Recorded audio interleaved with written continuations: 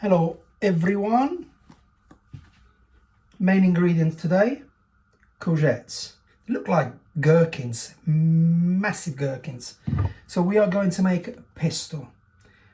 Let's just get into it quickly.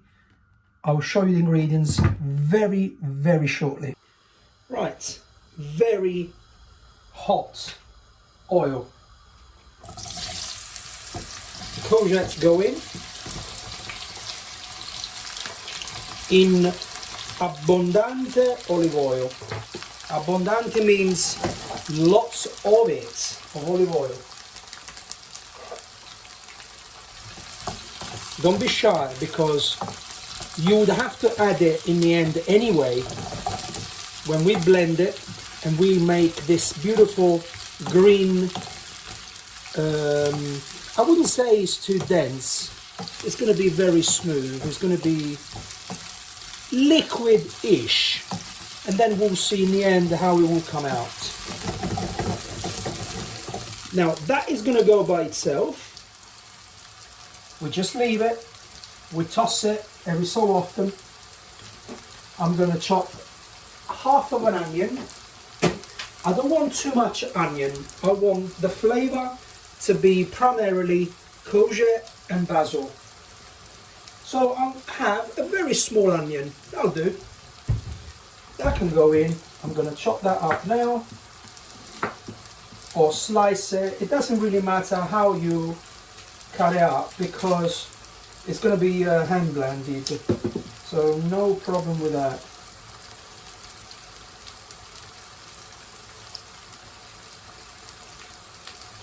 So this is what I call a courgette pesto, basically. I do make my own basil pesto, the original recipe, and it's amazing. I grow my own basil.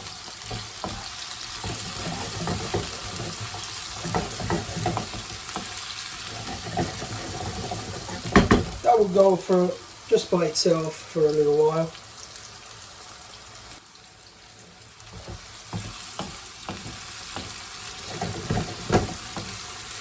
So the key is not to brown that too much, because if we brown that, means we fried it. We don't want to fry it, we want it soffriggere. Soffriggere means almost frying.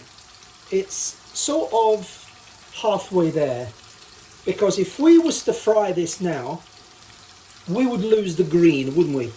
So we want to keep it green. We want to put some oil through there. That has already coloured it, and I'm not really happy. But bottom line is that is flavour. So we're going to try not to keep the brown take the best of this courgettes in there. So that's going. I'm going to put that little onion that I've got, just adds up some sweetness. As I said, we're going to blend all this anyway.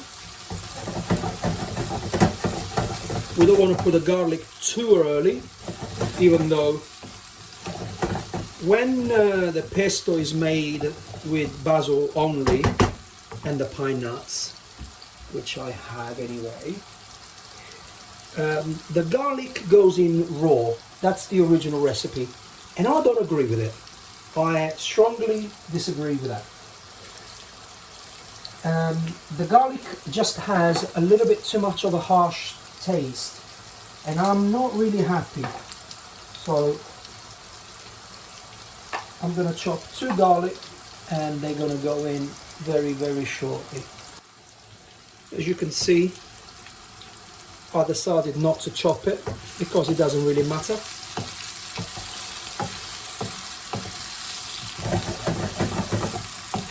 The smell is phenomenal. So you would ask now, why making this and blend it? Well, what do you do with pesto? The best thing you do with pesto is that you add pasta to it, and you have an amazing pasta dish with pesto. And that's exactly what is going to happen here. Now, little trick. This can be frozen. Depending on how many people you're making it for, I would say that this is enough juice or sauce, if you want to call it, or pesto even better, for 2 people.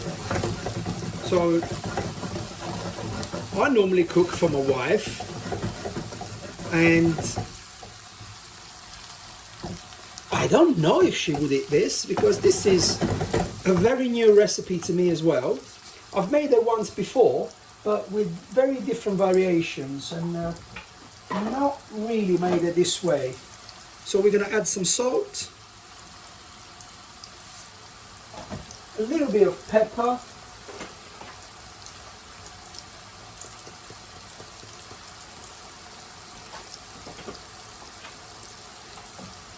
and we just let it go, I would say, for another few minutes. Then the pine nuts, which I have here, will go raw, as in not in here, but once this cools down and we're ready to blend, the basil will be put in, hand-picked by me in my little garden. Not really, I have a garden, but I don't grow a lot of stuff, but I do love my basil, and I take a lot of care in my basil. This is amazing. Doesn't even look like I'll have to add any oil later, because I did purposely put extra.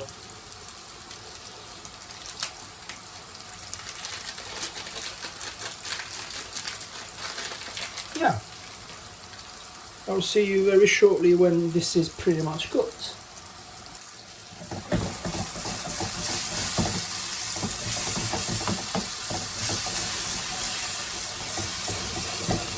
Coming up very nicely. So we're not burning it, which is important. We want the green, and I will show you now what I just picked. Basil, nice and fresh, from my own plants. Now, normally you need a ton of this to make a normal, traditional basil pesto. But this is not a basil pesto, so we're going to put just a little. I don't think it's little, but still, it's not the main ingredient in here. This is done. This is done. I've added a little bit of water in the process, and it's going to be extremely creamy, and we shall see. I'm going to let it cool down. The hob has gone down, or off, I'd say. We're going to let it cool down, and we're going to add this into a cilindro. Cilindro, what's cilindro in English? Cylinder? It's not cylinder, into a container, and then we're going to hand blend it once this is cold. And then we obviously add some parmesan as well. So I'll see you very shortly. Right, so this is nicely done, I'd say. It cooked down, very mushy. We're going to get the container, and it's cooled down already. So we're going to blend it very, very, very shortly. So this is what I normally use. So that is going to be transferred in here, and then we're going to add the basil and the pine nuts with the Parmesan cheese, and that would be it. That'll be done. Right, so I just had a little accident. The container that I was going to use, that I normally use to blend, has broken and leaked some of the liquid and the oil, and I'm yet to understand what happened. Must have been dropped, and it probably cracked. So I'm just using one of these. That will do. The only problem is that my hand blender is very powerful, so I don't know if that's gonna work with this, but we shall see. So I'm going to put now some cheese, basil and pine nuts, and then we're gonna hand blend it. So the basil's gone in, the pine nuts are going in once I pick them up, right, just like that, and just the parmesan. There you go. And don't be tight with the cheese. I know it's expensive.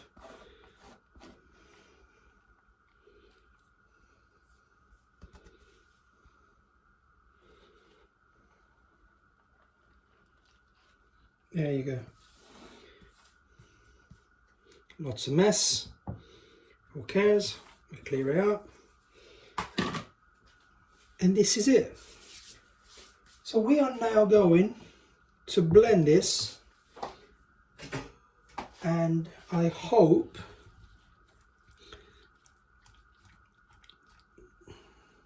that the blender won't make a mess.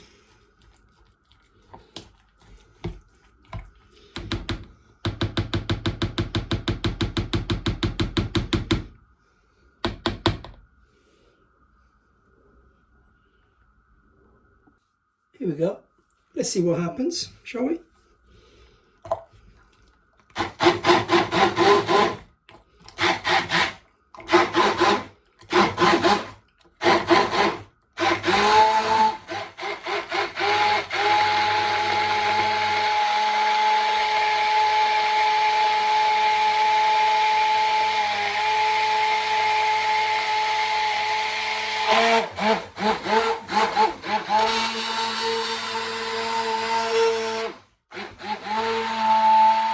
So noisy. It's just too powerful.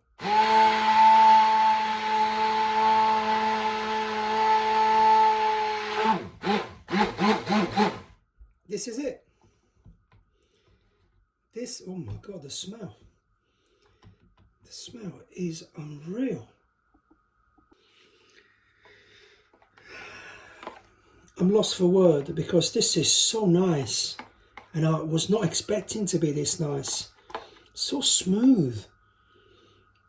And this is what it looks like. Amazing. And this will go really, really, really well with rigatoni. I'll show you actually. I'll show you what pasta I'm going to use this for or with. So this is what I buy from Lidl. Yeah, Courgette. I'm going to use this very hard wheat. So it's very hard to overcook this pasta. Obviously you got to be careful, you will overcook, but just keep an eye on it always. And they normally have all the Lidls.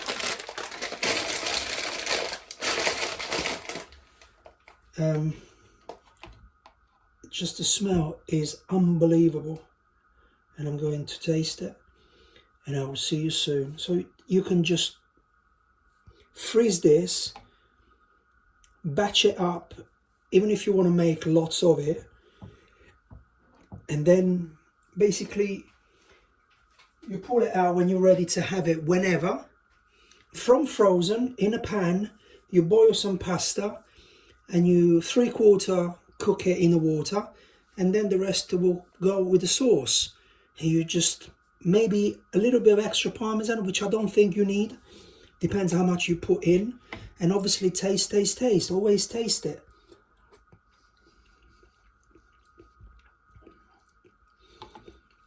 This is from another planet. I hope you make it and you enjoy it. And if it doesn't come out as nice as it should be, then tell me off. But you'll have to tell me exactly what you did, and then we go from there, because If yours is not going to turn out nice, then obviously you've done something wrong. This is amazing. Bye-bye.